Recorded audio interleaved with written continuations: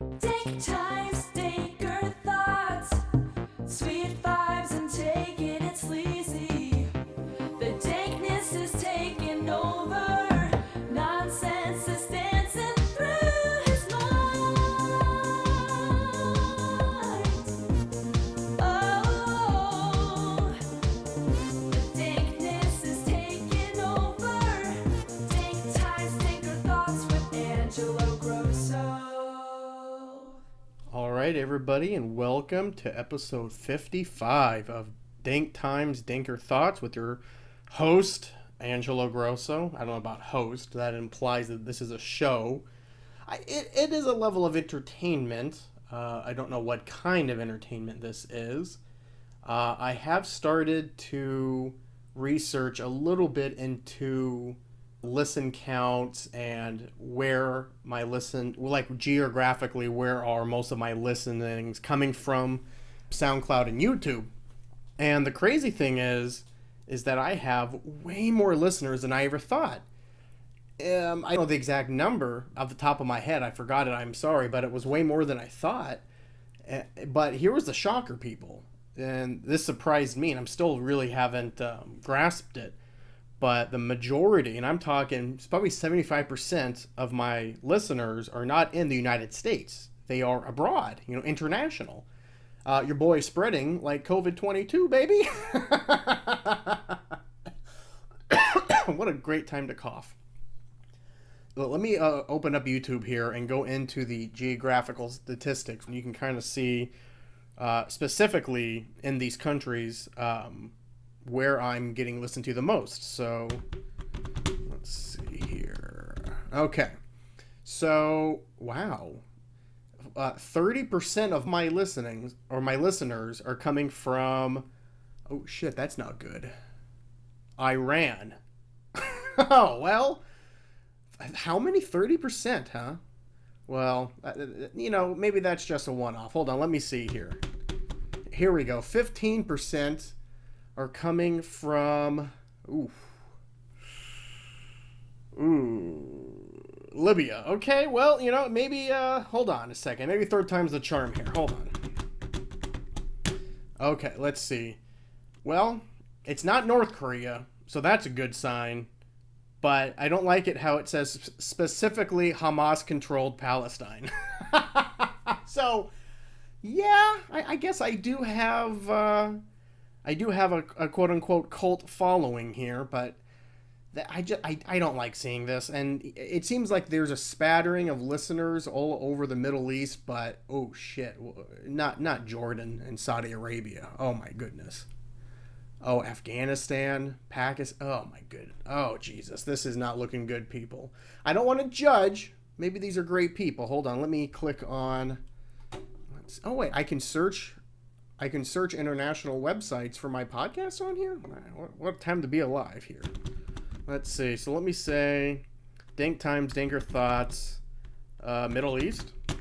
Okay, here's the first thing that comes up here. Well, maybe this is just a typo. The website is called ISIS Hamas #1.edu.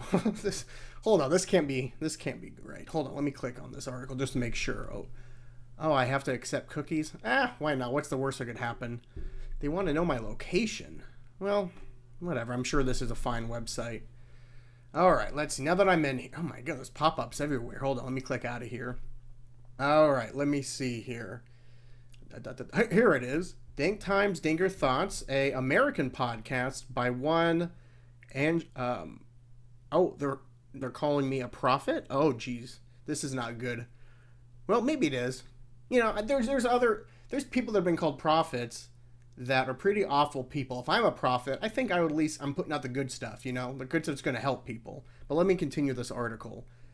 The podcast is used primarily to woo youth and young adults out of schools and universities to join ISIL and Hamas. Okay, well, maybe there's portions of these groups that aren't so bad. Specifically, women, because the podcast, and this is a quote from one of the leaders of the student signups, it dries them up and makes them assume every man is just like Angelo Grosso, and they would rather choose death than to be involved with a man such as him. Oh, Jesus. Well, this ain't good, people. Let me click out of this and see where the remainder is. And okay, the rest is in Turkey. Jesus Christ! Oh boy. Well, I'm surprised that I don't have Navy SEALs tearing down the door right now. But the fact remains, I'm reaching out to people. Maybe I can turn them. Maybe I can make them do a 180 and come to America and be just capitalistic swine just like us. You know what I'm saying? Okay, enough of the stupid bit. Let's get into the podcast. All right, we're going to go rapid fire with the politics stuff today. So the first story I want to talk about is kind of a big deal. President Biden signs Juneteenth bill. President Biden on Thursday, which is today, signed into law the Juneteenth National Independence Day Act, turning the oldest celebration of the abolition of slavery in the U.S. into the country's newest national holiday. And then he goes on to talk about some stuff, blah, blah, blah, blah. Great nations don't ignore the most painful moments. They embrace them. Great nations don't walk away. They come to terms with the mistakes they've made. In remembering those moments, we begin to heal and grow stronger. Biden said at a signing ceremony at the White House of Independence, blah, blah, blah, blah, blah. Let's see, what else did he say? The truth is, it's simply not enough to commemorate Juneteenth. After all, the emancipation of enslaved black Americans didn't mark the end of America's work to deliver on the promise of equality. It only marked the beginning. To honor the true meaning of Juneteenth, we have to continue towards the promise because we have not gotten there yet, the president added. And yeah, I agree. And surprisingly, this passed overwhelmingly in the Senate, and the House did it as well. So, hey, that's awesome. I fully endorse this as a white male. Yeah, it has my approval. So, good job, Joe Biden. And he also says that this may be the best thing he ever does as president. Well, time will tell that, Joe. I hope not. This is great. Don't get me wrong. But we still got some shit we need fixing. Moving on to a couple Supreme Court decisions here. The first one was the biggie. They upheld Obamacare in a 7-2 ruling. This is the third time, I believe, third or fourth time that the Supreme Court had to look at the Obamacare because of Republicans just not wanting people to have health care because they are the Christians in the government. The Supreme Court on Thursday upheld Obamacare against the latest Republican challenge, preserving the landmark law and its key protections for millions of people with pre-existing health conditions. The justices ruled 7-2 that the GOP challengers lacked standing to sue, in a decision that marks the third major challenge to Obamacare or the Affordable Care Act to be rebuffed by the Supreme Court in roughly a decade. The case arose after 18 Republican states brought a legal challenge in 2018 aimed at striking down the Affordable Care Act, led by Texas. Shocker. The GOP challengers focused on the Obamacare tax penalty meant to induce the purchases of health insurance by most Americans. They argued that former President Trump's 2017 tax cut, which zeroed out the penalty, made the provision unconstitutional. Without the tax penalty, they argued, Obamacare effectively lost its constitutional footing, requiring its invalidation by the court. But the justices did not even address those issues in their decision. Nice.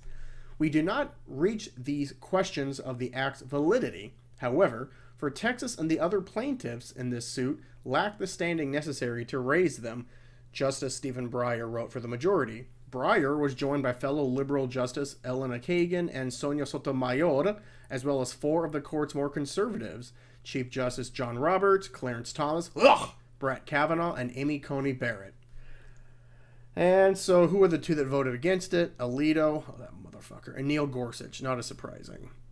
So, go fuck yourself, Texas and the other states that tried taking that away. I am no fan of Obamacare, but I support expanding healthcare to as many people as they can until we get to the point where we're smart enough to say, you know what, let's have everybody have it. Let's be like all the other civilized nations in the world and some of the shittier ones. Let's just have universal healthcare. Fuck out of here, insurance companies. Fuck out of here, pharmaceutical companies. Go fuck yourselves and die. The other Supreme Court decision today which is kind of goes the other way. The Supreme Court unanimously sides with the Catholic adoption agency in Philadelphia that turned away same-sex couples. The Supreme Court unanimously ruled on Thursday that the city of Philadelphia ran afoul of religious protections when it cut ties with a Catholic adoption agency over its refusal to place foster children with same-sex couples. Chief Justice John Roberts, writing for 6 members of the court, said that Philadelphia violated the First Amendment's free exercise clause by rebuffing the Catholic Social Services Agency. And I quote, CSS, the Catholic Social Services, seeks only an accommodation that will allow it to continue serving the children of Philadelphia in a manner consistent with its religious beliefs. It does not seek to impose those beliefs on anyone else. The refusal of Philadelphia to contract with CSS for the provision of foster care services unless it agrees to certify same-sex couples as foster parents cannot survive strict scrutiny and violates the First Amendment. All 9 justices agreed with the judgment, but several wrote separate concurring opinions, including Justice Amy Coney Barrett, Alito, and Gorsuch. And I'm not going to read all those. So, you may be mad at this. I'm kind of indifferent about it because what do you expect? It's a Catholic adoption agency. They're religious. They're gonna do things by their religion. Sorry, just the way it is. Just like some religions you can't eat pork, some religions you have to pray towards Mecca 3 times a day, some religions you don't believe in vaccinations or going to war or voting, or some religions believe in a giant space demon that shit people into a volcano with spaceships that shot them back up into space, and then their souls went drifted into early ancestors of Earth. And that, my friends, is called Scientology. A bunch of coups there. But moving on, Schumer, who, you know, if I ever see him, let's have this shit, I'm paintballing that motherfucker. Schumer to force vote Tuesday on sweeping election bill. This is big. Senate Majority Leader Charles Schumer will force a vote Tuesday on a sweeping bill to overhaul federal elections. Schumer informed his caucus of the scheduling during a closed-door meeting on Thursday. The bill, known as the For the People's Act, is expected to fall short of the 60 votes needed to overcome a GOP filibuster and advance past a first procedural hurdle. But Democrats are scrambling to try to figure out a way to unify their 50-member caucus, which would at least allow them to keep the spotlight on Republican opposition instead of their own internal divisions. Senator Joe Manchin, oh God, whenever I say his name, I feel like a hernia is coming up my asshole. Joe Manchin has said he opposes the For the People Act. Oh, shocker. Making him the lone Democrat wild card. Can't he get COVID and just miss the vote or just retire? Can something happen to Manchin that makes him retire? Come on, man. He's keeping everything back, man. He outlined what he supports. Oh, I'm glad that the entire Democrats in government have to bow down to Emperor Manchin and his fucking asshole of a family. Just scum. He outlined what he supports and doesn't support in the bill during a list circulated recently to his colleagues and shared with reporters this week. He also briefed Democrats during Thursday's meeting, joking that he spoke a lot. It was a very good, constructive dialogue, adding that his colleagues were very receptive to his ideas. Oh my God, can someone just hit him in the fucking head with a shovel? So, let's hope it goes anywhere. I don't think it will because Manchin's a cocksucker, so they probably are going to have to give a lot of things out so that he can say, you know what, I'll line my pockets with some more money, and my fucking asshole daughter can keep raising money on EpiPens and fucking the diabetics out of money and life, and his sister and wife did some bullshit too. Fuck them all. Fuck them all. If you're in West Virginia, go pitchfork shopping. What the fuck's wrong with you? Moving on to my boy Bernie Sanders. Bernie Sanders and the Democrats are considering a $6 trillion spending package. Finally, Bernie stepping up, baby. The Senate Budget Committee Chairman Bernie Sanders, I like the ring of that. I would have liked President of the United States Bernie Sanders a hell of a lot better. Go fuck yourself, computer, I'm talking here. Bernie Sanders confirmed to reporters Thursday that Senate Democrats are discussing a $6 trillion budget reconciliation proposal that would also expand Medicare and lower the cost of prescription drugs. Fuck yeah. Sanders on Thursday said the proposal builds on President Biden's American Jobs Plan and American Families Plan. Yeah, absolutely, Sanders said when he asked whether Democrats are discussing going it alone on the proposal. The president has given us a framework. I think it's comprehensive and serious framework. It is the function of the Congress now to take that framework and go with it. I think it is absolutely imperative that we deal with the existential threat of climate change, that we lower the cost of prescription drugs, that we make sure elderly people can chew their food because we expand Medicare to dental care, hearing aids, and eyeglasses. I think it's unacceptable that we have 500,000 people sleeping out in the streets in America because we have a major housing crisis. What the president has said is we ought to take a comprehensive look at the crisis facing this country and what we're going to do. Everything is in movement. This is a proposal. It's a draft. It's going to change every day. Sanders also confirmed that members of the Budget Committee are also discussing including an immigration reform component in the reconciliation package. I mean, if superheroes were real, I don't see how Bernie Sanders wouldn't be one. Now, I don't agree with everything he says. For instance, he's putting a lot of the homelessness on the shoulders of a housing crisis. That is one element of many, and I know he knows this. I've heard him talk about the other components, the wealth inequality, the drug epidemics, the lack of insurance and health care in this company, the lack of good jobs. I mean, you can go on and on and on and on and on. So to say it's just a housing crisis is not really everything, but I got to give him credit because those dirtbag, traitorous fucking Republicans watered down that infrastructure bill down to under $1 trillion. And you know, in 2017, there was a committee by the civil unions, you know, the big union that basically monitors the roads and bridges and, you know, the power grid infrastructure of the country. In 2017, they released a study. Again, this is 4 or 5 years old now, to just get the infrastructure updated to current levels, like just to update it so it's not as fucking old as it was, would cost about $4 trillion. That's not even going into making it better or expanding certain areas or, you know, doing upgrades, so to speak. This is just to upgrade it to where it needs to be. And so this 800 billion, 900 billion bullshit from the Republicans, just tar and feather them and kick them on the ass down the steps of the Capitol. Fuck them. We don't need them. Fuck it. Make it 10 trillion. You cannot put enough money into the infrastructure in this country. I don't know why people don't understand the infrastructure is going to create so many jobs. And it's going to make everything quicker, whether it be the roads, the bridges, the power grid's going to get better so you're not going to have outages all over the fucking place. You're going to have better drinking water. I don't understand why $6 trillion is giving some people heart attacks. But my boy Bernie sticking to his gun, so I love you. And lastly, with Bernie Sanders anyway, he is delighted that Governor DeSantis in Florida is also looking at importing Canadian prescription drugs to lower the price of them. And this is, you know, again, another reason why I love Bernie Sanders is he will always praise across the aisle people that are willing to help him or just help fix an issue or a cause that he believes in. He did the same thing with that cocksucker Hawley, and now he's doing it with this asshole DeSantis. Senator Bernie Sanders said in an interview published Wednesday that he was delighted that Florida Governor Ron DeSantis was pushing for cheaper drugs to be imported from Canada. Speaking to Business Insider, Sanders said he was not bothered that DeSantis and former President Trump had put their support behind importing cheaper medicines from Canada, an idea that the Vermont senator has long advocated for as a way of lowering prescription drug prices. That's great. I'm not into intellectual property rights on good ideas, Sanders told the outlet. If people want to steal them, I'm delighted.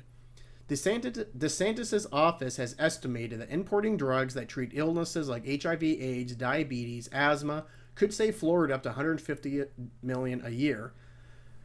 Sanders told Insider that he has not discussed drug importation with the Biden administration, but has spoken with the Health and Human Services Secretary, whoever that was. So, again, big fan of Bernie, willing to meet across the aisle. Doesn't matter if they're a Republican. Doesn't matter if 99% of the other shit that person stands for, Bernie opposes. It doesn't matter. Something has to get done. And last thing I want to say is about the slow acceptance of this COVID lab leak theory, whatever you want to call it. Personally, I believed in this months and months and months and months and months ago when I was called racist or conspiratory or that, oh, you're just listening to Joe Rogan. Yes, because Joe Rogan speaks for all men, you fucking mooks. You couldn't post anything on social media. It would get flagged or be put down. YouTube was pulling videos. You watch CNN and MSNBC, and whenever someone brought up the lab leak theory, they were shouted down. It was only covered briefly on Fox News, which didn't help its case. And if you really look at it, the reason that it's seen as the racist conspiracy theory, whatever you want to call it, is because Trump said it. And a lot of sheep think, well, if Donald Trump said it, it's got to be false, which I understand that logic. But then your second thought should be, well, I'm an adult and I believe in reason and common sense. So yes, the mass majority of shit that Donald Trump said, you have to look at it with a fine-tooth comb. But every now and then, he says something that's obvious. And, oh no, well, Trump said it. It's absolutely false. And if he says it, it must also be sexist and racist. So let's spin that into it. Because it's not racist to say that it came from bats in a cage because the Chinese like to eat weird shit. I mean, that's pretty racist, if you ask me. Which no one is, but hey, I have a microphone in front of my face. And if you're listening to this, you're kind of interested in my ideas. But it's not just me that believes in this. People like Jon Stewart, who went on the Colbert Show a couple days ago. And I am no fan of the talk show circuit, of like the Kimmels, the Fallons, the Colberts, the fat British guy. I like Conan and maybe Seth Meyers. I love Conan, actually. But it's disgusting how these talk shows are still talking about Trump, are still bringing up the Trump family. It's just like, move on. Now, true, Biden isn't fucking up nearly as much as Trump. However, you can still look into Biden and Kamala Harris and his administration and make jokes about it. It's not taboo. People are smarter than that, I would like to think, unless you really are the sheep follower cultists, coos that religiously watch CNN or MSNBC or Fox News, and anything coming out of the mouth of the opponent is demonstrably false because of a durka, because your brain is mush and you shouldn't vote if you believe that. But anyway, I'm going off in here. Let me go ahead and play the Jon Stewart bit, and then we'll wrap it up here, move on to other topics. It's the exact same. How do you feel about the science now? Well, so I will say this. I honestly mean this. I think we owe a great debt of gratitude to science. Science has, in many ways, helped ease the suffering of this pandemic, which was more than likely caused by science.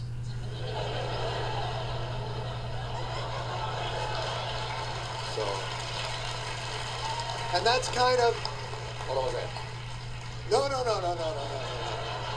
Not, listen.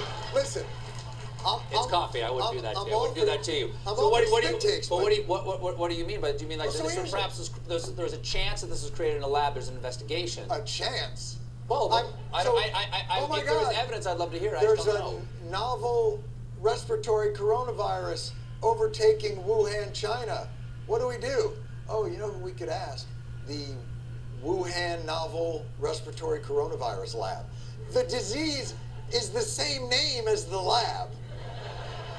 That's just a little too weird, don't you think? And then they ask the scientists, they're like, how did this, so wait a minute, you work at the Wuhan Respiratory Coronavirus Lab. How did this happen? And they're like, a pangolin kissed a turtle.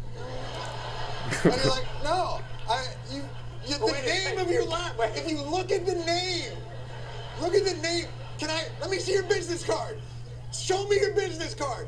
Oh, I work at the coronavirus lab in Wuhan. Oh, because there's a coronavirus loose in Wuhan. How did that happen?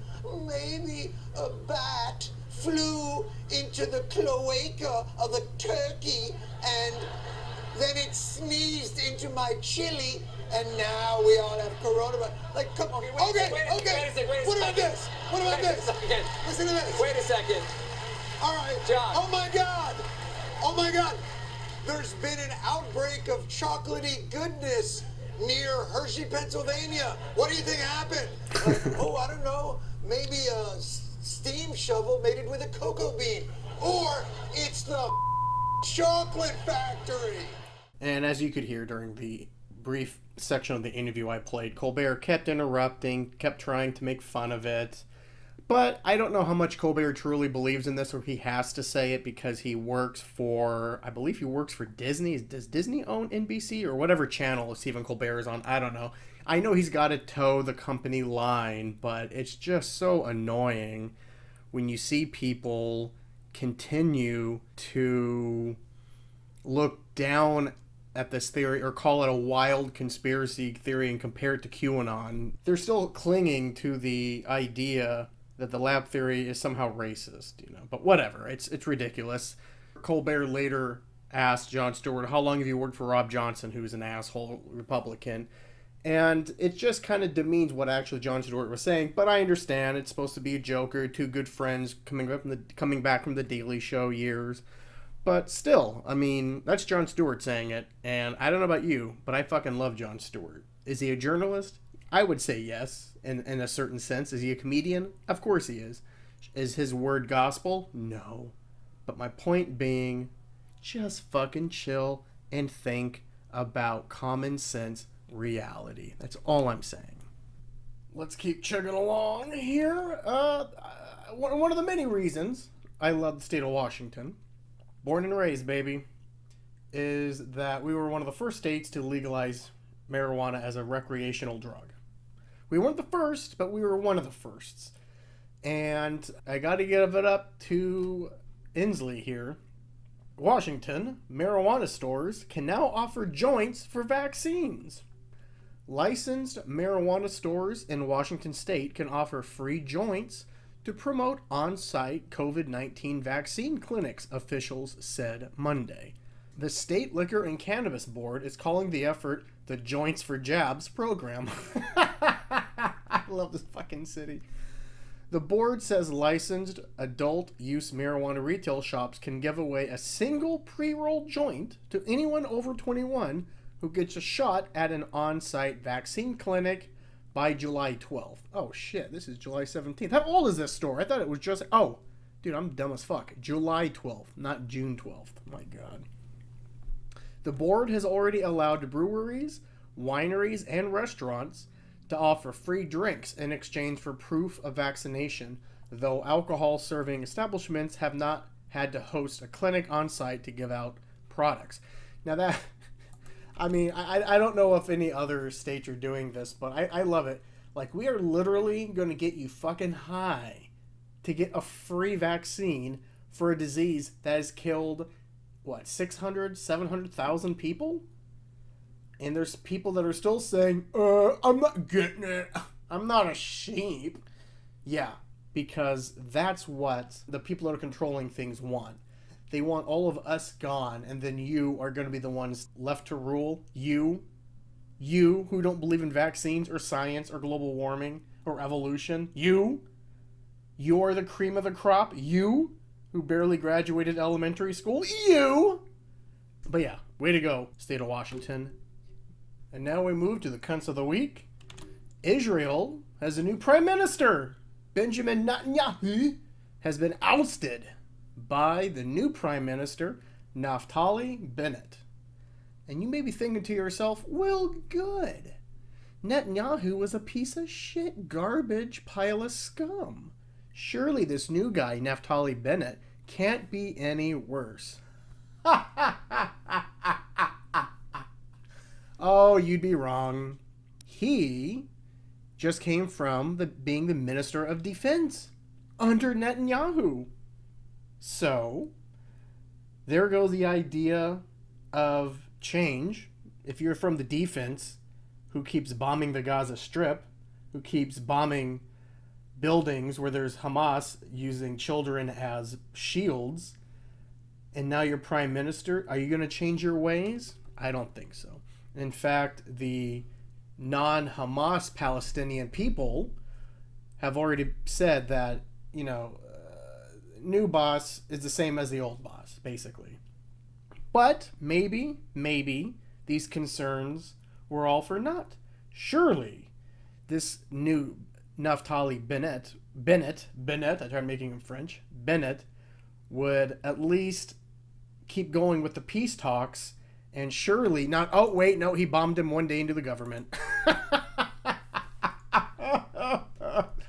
One day into the new government, they're bombing the Gaza Strip again.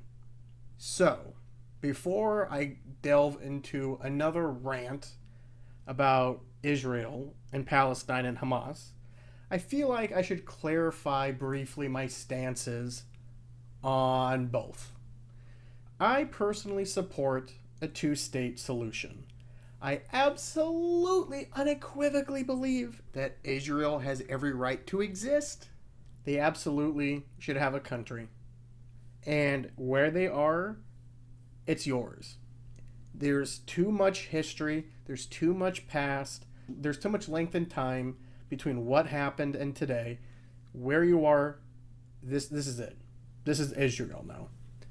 And Palestine, you're going to have to acknowledge Israel as a nation. And I know that you're being controlled right now by a terrorist organization called Hamas. And I think it's important to distinguish that not all Palestinians are in Hamas. Very few actually are. These people are poor. These people are third world. These people don't have drinking water. It is fourth world because when you're already living as a third world nation and now you have terrorists using you and your children as shields against a more formidable enemy, Israel, who keeps bombing you everywhere you go, and then Israel won't give you money to help upgrade your systems because they'd be giving it to a government that doesn't believe that they should exist. So it's really the people, once again, just like all throughout history, that are really paying the price. It's just like I don't dislike Israeli people, I just dislike their conservative government. Now, what I would do is tell Israel, the United Nations is going to try their hardest to work with the surrounding countries that don't want you to exist and say, you know what, fucking grow up. The rest of the world believes that Israel is a country. It's now time for you to do that as well.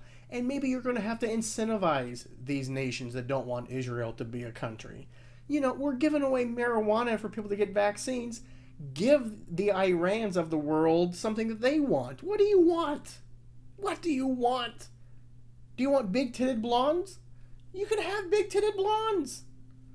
And Palestine, we're going to get Hamas the fuck out. I don't know how, but Israel's going to have to help. But I don't know how they're going to help because you have a conservative government that doesn't really believe that the Gaza Strip is another nation, so to speak.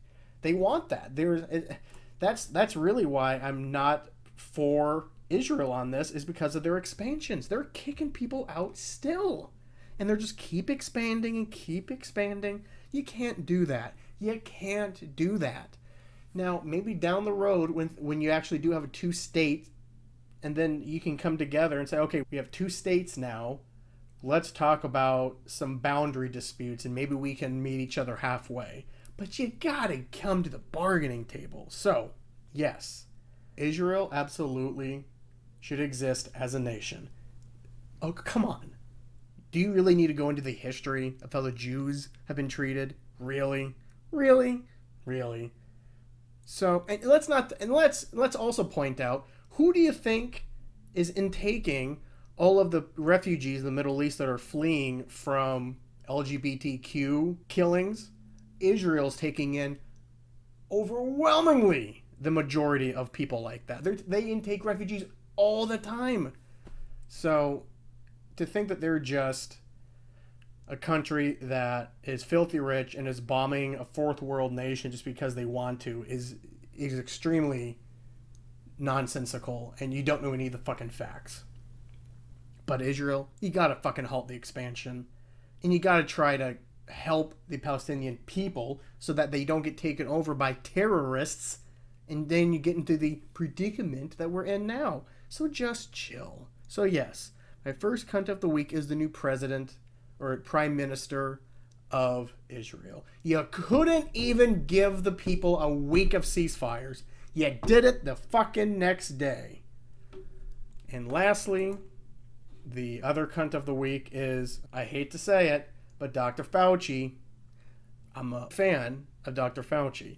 Even though he has lied a few times, he's misconstrued the truth a little bit every now and then, and he really does make up a lot of shit on the spot. But I trust his opinion on the mass majority of health-related things, such as COVID-19. However, he is becoming a media whore. Why is he on the television all the fucking time? Why is he still fighting this gain-of-function research? Because it will make his hands look a little dirty. But you know what? That's fine. I think if people own up to their past mistakes or current mistakes, whatever, and say, I fucked up because I thought I was doing something right at the time, I think the vast majority of people will say, oh, it's happened to me. I've done that. Hey, Dr. Fauci, remember when you said that face masks don't do anything because you wanted to make sure the masks went to the frontline workers and nurses and whatnot, and then you said everyone fucking wear them, and then you said you lied about it because you didn't want people to do a run on masks like we did on toilet paper? I understand why you thought that, but you can't make decisions for people like that. Are we a retarded nation? Of course. Of course we are. But I think we could have managed that, or the majority of us would have managed that. So you gotta have trust a little bit. Ugh. He says that if you are criticizing him, you're criticizing science. So now Dr. Fauci is speaking for all of science. Chill, bro. Chill. You know what, paisan? One Italian to another Italian. Compadre. You need to chill. Don't take it so personally. We just pointed out there's a lot of retards in the country, and a lot of them are media talking heads on Fox News and CNN. Why do you always go on those shows? You should go on one show once a month, and here are the scientific updates. We don't need you to go out there and do carpool karaoke or be dancing with Ellen. I don't know what show it was where he was talking shit. Let's say it was Rachel Maddow, and say, hey, you know all these motherfuckers here are talking shit about me, Dr. Fauci. You know what I have to say about that? You going against Dr. Fauci? You going against science, Guido. Are you kidding me? So no. Fauci, overall I trust you, but you gotta shut the fuck up sometimes. Science? You're speaking for all science? Get out of here. Anyway, now let's move on from politics because I feel like I'm gonna blow my brains out if I keep going with this. And let's talk about some personal stuff with me. What's going on with me? Last weekend, I was able to meet up with 3 of my best besties. They're my brothers from another mother. It's been a long time since we've all been together.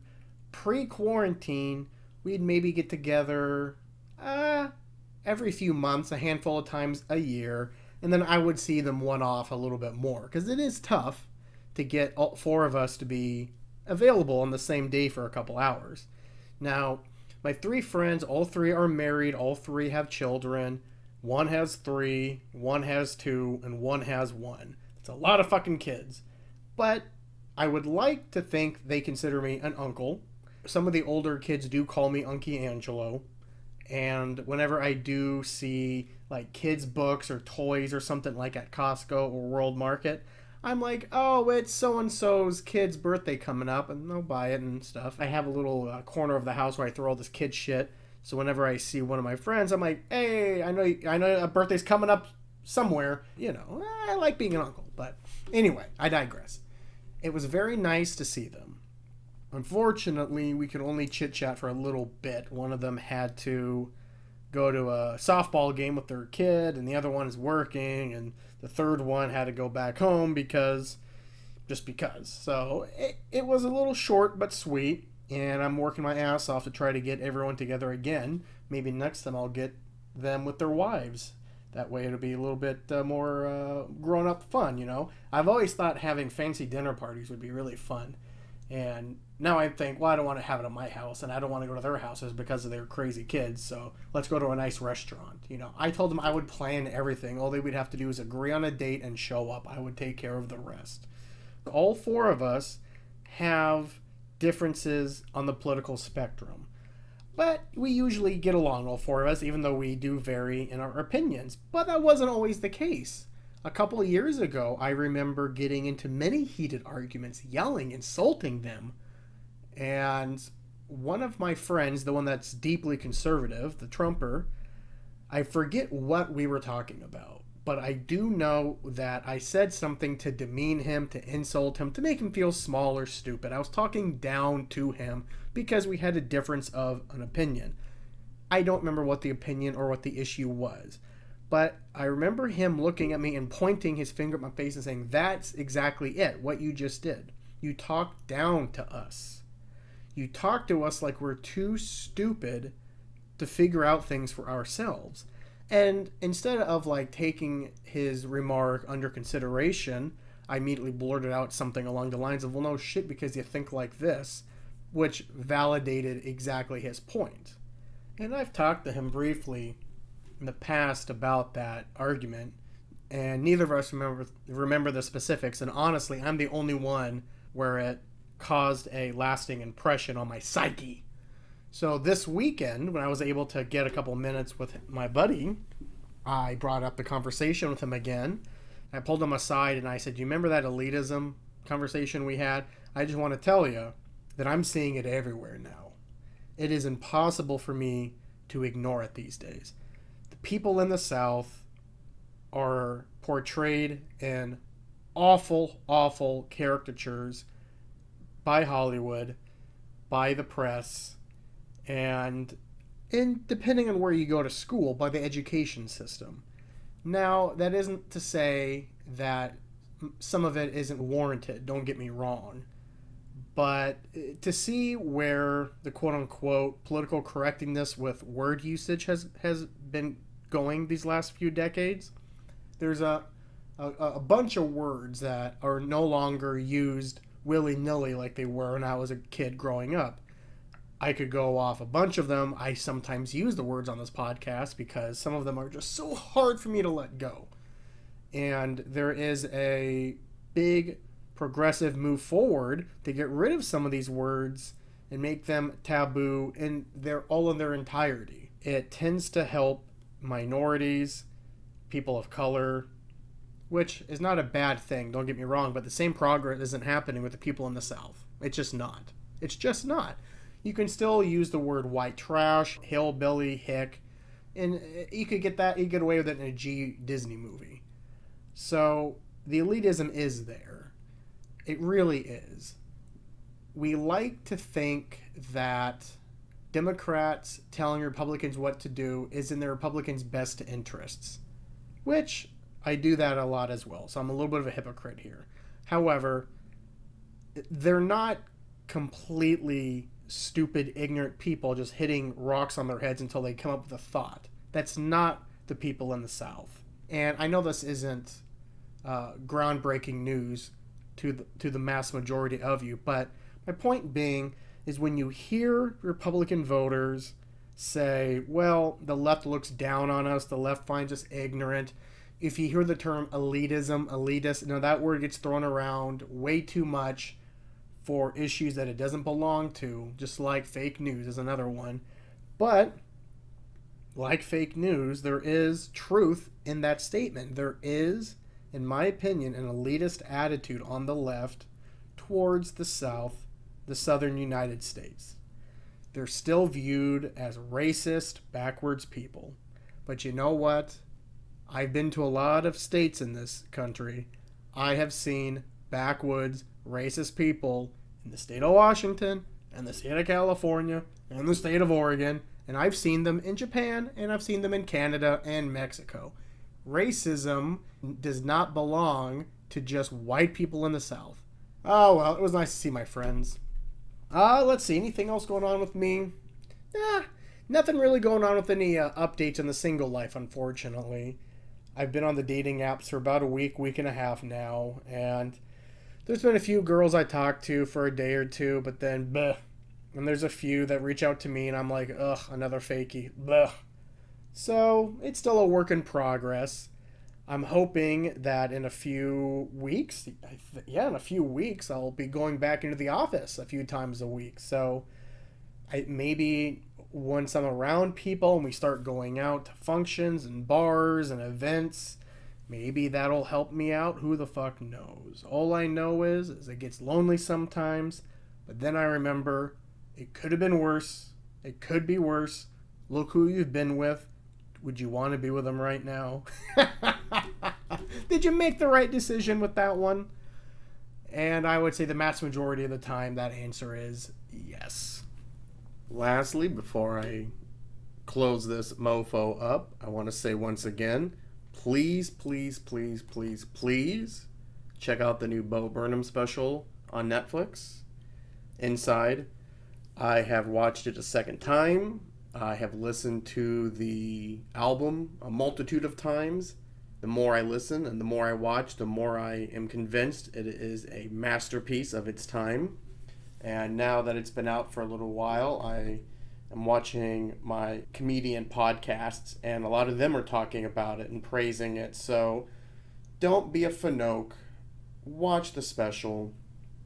And if you have Disney Plus and you like Marvel, check out Loki. It's a pretty fun show. What else am I watching? I think I already talked about that James Cameron Whale series on Disney Plus. Am I watching anything on Hulu? Love at First Sight. That's a pretty fun show. I'm this close into joining a reality dating show like that. Or a marriage show. Fuck it. I don't care at this point. If I'm still single like this in another year or two, I'm going to write 90 Day Fiancé, Love at First Sight, Blind Date, you name it. I'm going to throw my name in all of those hats and cross my fingers, because I think I am made for shows like Married at First Sight, okay? I will trust strangers at this point. But have I seen anything else? Oh, I'm pretty sure I've talked about this in the past, but Minari, excellent film. And I finally was able to watch Promising Young Woman. Have I talked about this already? I feel like I have, but if I have, forgive me. Promising Young Woman, excellent movie, but the ending is so hard to watch, and it made me really feel sick to my stomach. And there was some parts in the movie where I thought, okay, it's getting a little preachy. We get it. Now you're just pouring salt in the wounds. But maybe that was the point. Maybe I need to reconsider my patriarchal thoughts. But yeah, the ending is very brutal and tough to watch. So much, in fact, that I will never watch the movie again. But I still liked it, and I still hold it in high esteem. I would have to say, overall, I like Minari better, but I like Promising Young Woman a little bit more than Nomadland. I don't know.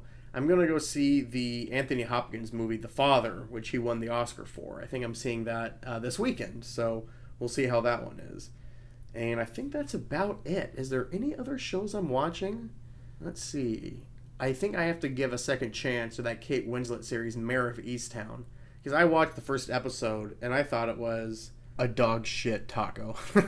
I thought it was very predictable. All the characters were cookie cutter, stereotypical. There was no depth to anybody. I was predicting what would happen before it happened, so I lost all respect for it. I thought Kate Winslet was quite good in it, and I am a big fan of Kate Winslet. But I keep hearing how it's really good, so I will give it maybe another episode to see. Maybe I was wrong. I know, hard to imagine me being wrong.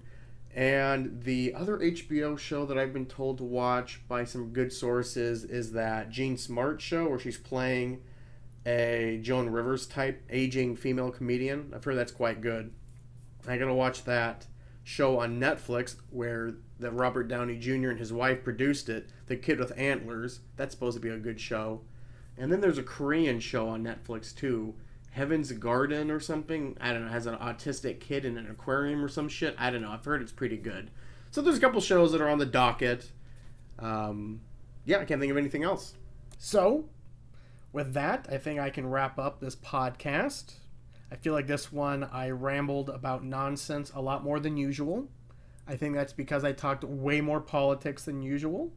I will try to curb that in the future, because even though I like talking about it, sometimes I get so worked up that I have like 6 thoughts going at the same time, and then when I open my mouth, I combine all 6 into just one garbage sewage pipe spewing out into the muddy streets of nonsense.